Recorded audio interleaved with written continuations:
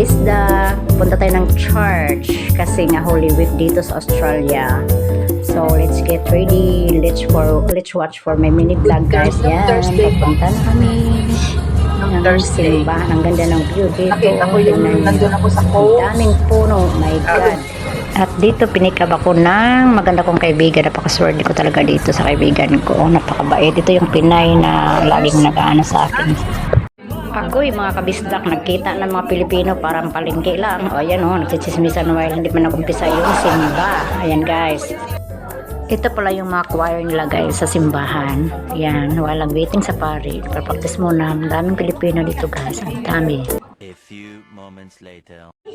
So, ayan, nag-start na ang misa. Ayan, nagkakantahan na sila, guys. Hindi ako nakaintindi, guys, kasi nga English yung mga kanta. Para ako, ba, nakikisabay na lang kung anong,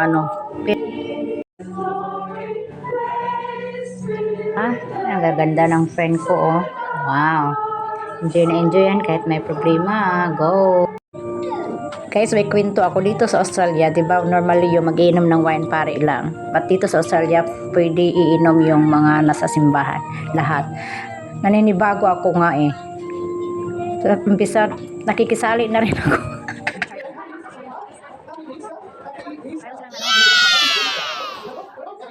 Ito yung part na nagbibigay ng itlog ang pare sa mga bata.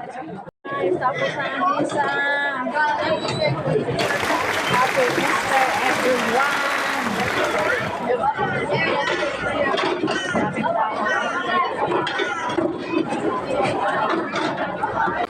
May chocolate.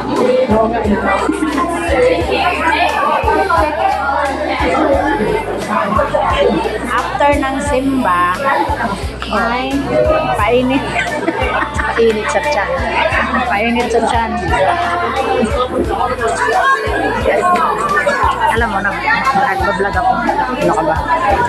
Ayaw mo mag-vlog. Hindi, ano lang naman to. Ayan yun mga pagkain. Pero konti-konti lang ngayon. Dati yung punta natin doon, dami. Diba?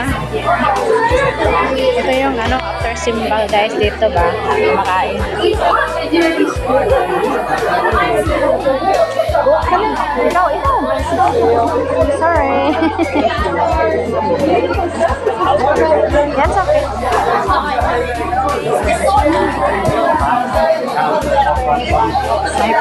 Painit.